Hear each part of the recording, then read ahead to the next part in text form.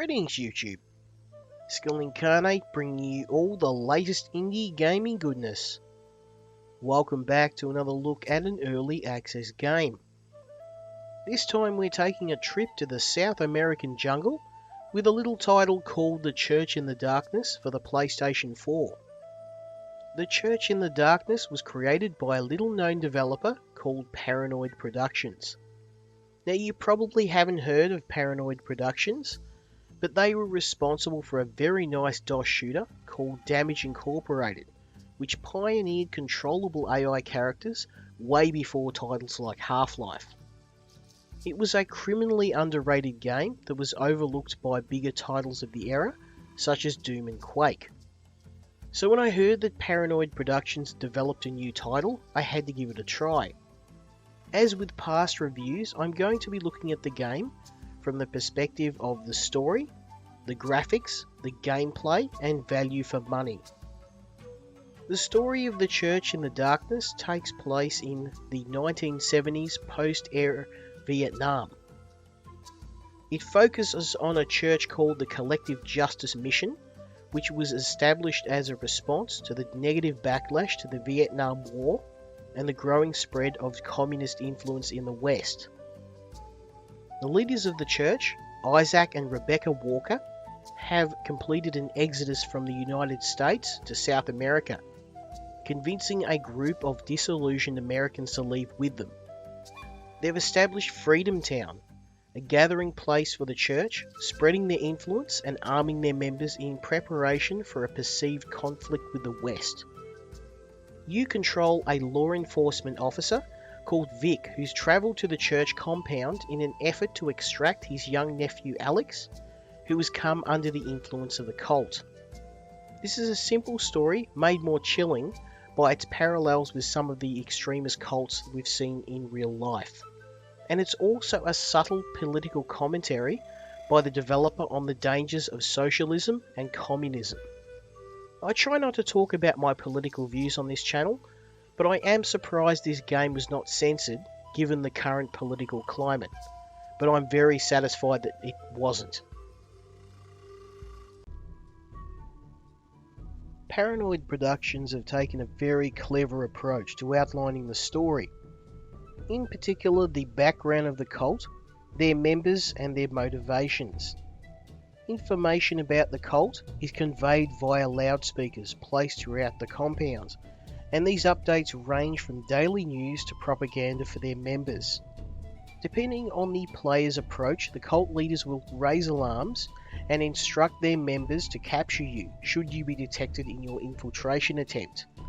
You can also find documents including newspapers, notes and confiscated letters from cult members to their families in the West, which provide some more insight into the deteriorating situation inside the compound. The cult leaders are voiced by Alan McLean, the voice of GLaDOS from Portal, and her real-life husband John Lowry, who was the sniper in Team Fortress 2.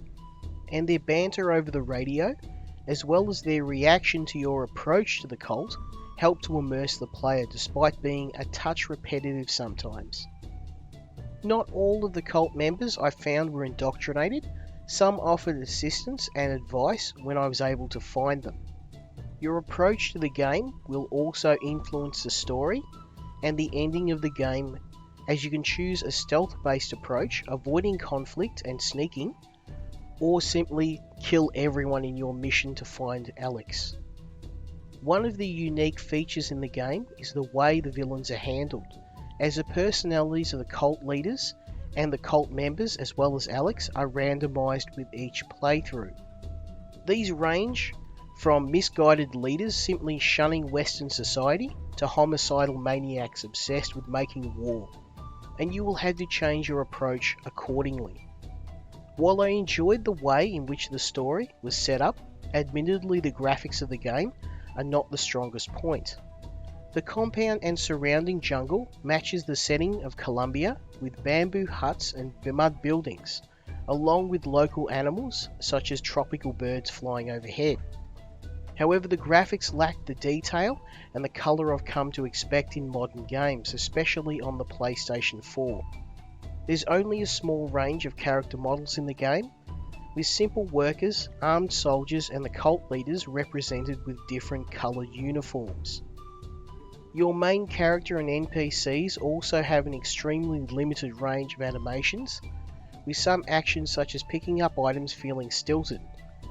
I also feel the camera could have been implemented in a much smarter way. The game provides the player the ability to zoom the camera, which is helpful when transitioning from indoor to outdoor. However, the camera is fixed to 2 levels of zoom, and it doesn't allow the player to rotate it.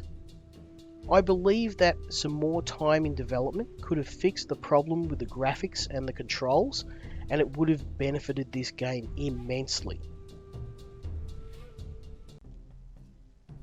While the graphics for The Church in the Darkness are a weak point, the gameplay is definitely one of the high points for me. The player is given complete freedom to determine how they wish to approach the game. Do you want to avoid bloodshed and extract your nephew through stealth? Then you can use distraction items, disguises and trickery to navigate the compound. Do you have fantasies of being a silent ninja? Then you can use non-lethal methods to subdue enemies. But be careful, when they regain consciousness, they will attempt to alert others. If you're feeling particularly bloodthirsty, then you can simply load up on an arsenal and let your guns do the talking. I find that many games don't approach stealth in a consistent way, with stealthy approaches ruined by cheap AI or poorly implemented stealth mechanics. The Church in the Darkness takes cues from stealth classics like the Commando series, with enemies having a cone of vision which the player can see. This allows you to plan your approach and time your attacks to kill or incapacitate enemies. You have a variety of items you can use to lure in enemies, such as rocks and radios, and when enemies detect you, they will attempt to trip one of the alarms in the area. If you're clever, you can use one of the various items within the world to disable these alarms. But personally, I found locating a disguise and sneaking into the compound was the easiest way to get to your nephew. In terms of replayability, The Church in the Darkness is not a long game. Certain ways of completing the game can take as little as an hour. However, both the game map and the main antagonist's behaviour and the cult is procedurally generated, as I mentioned before, giving a different experience each time. The ending will also change based on your peaceful approach as opposed to a more violent one. You're given the choice of destabilizing the cult, eliminating the members, assassinating the leaders, and in some cases you can even join the cult yourself. You have to manage your nephew Alex. Sometimes he will come along with you. Sometimes he may require you to do some jobs before he will leave of his own accord. And sometimes you may need to take him by force. I have to mention that this game is not easy to complete. Even when well armed, a well-placed shot can end your game in an instant. Permadeath means that a fatal mistake will require you to begin your adventure again in a new compound with a new set of enemies. The variety of endings that you can get will require you to play through the campaign several times in order to see everything. When you complete the campaign, you can also unlock additional items and weapons, along with NPCs that you can find in your next run. And this was a really good idea to encourage replay of the campaign. I love the range of choice available here, and the incentive for players to play the game a few times. So do I recommend this game? Well, the short answer is yes. The Church in the Darkness provides a unique roguelike game, and it has a very challenging difficulty. It allows players to approach their objectives in whichever way they choose. It has procedurally generated enemies and procedurally generated characters in general. It has multiple endings and unlockable items and characters, so it encourages the player to play the game a few times. There's a very interesting story, and I like the parallels of the game with real life events. If you can overlook some of the limitations I mentioned earlier, then you'll find a challenging and fun game here. Now, at the time of recording, this title was available for $20 on the PlayStation Store and on Steam. It's been great to see Paranoid Productions developing more games, and I look forward to seeing their future work. Thanks as always for checking out my video on this game. I'd love to hear your thoughts on The Church in the Darkness, and hopefully you guys will try it out for yourself. Hopefully you'll join me next time when I take a look at another indie game. Until next time, Skill Incarnate out.